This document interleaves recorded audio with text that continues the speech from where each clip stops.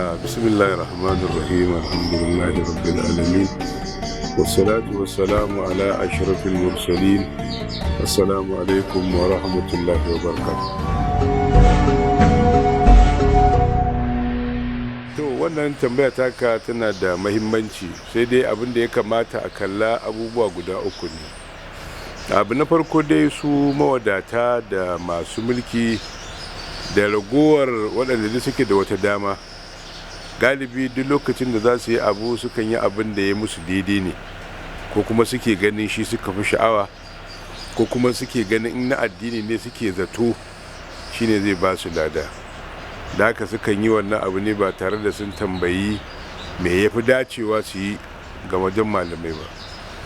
To wannan ko bayan da za ka yi, tunda mutane ikonsu ne, damarsu ne, ba a iya tilasta mutum yi wani abu, tunda duk abin da zai aikata na alheri ba za a hana shi ba.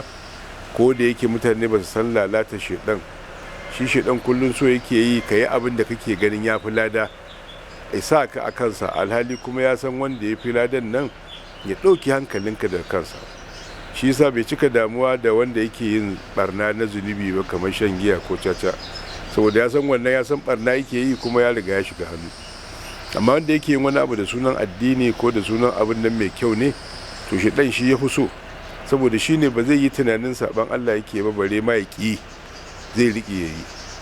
Abu na biyu shi ne da ɗan adam yana da bukatar abu biyu, yana bukatar abinci saboda ya gina jiki, yana bukatar ilimi saboda ya gina tunani da ƙwaƙwalwarsa.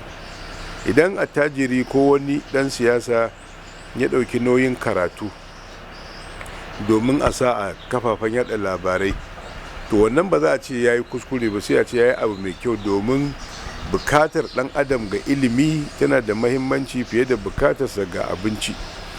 Da haka ilimi ba shi da sa'a, saboda shi ne yake haskaka maka komai, kuma shi ne in ya samu kyakkyawan tsari, to shi ne zai gina maka rayuwar da za ka yi abin da ya dace.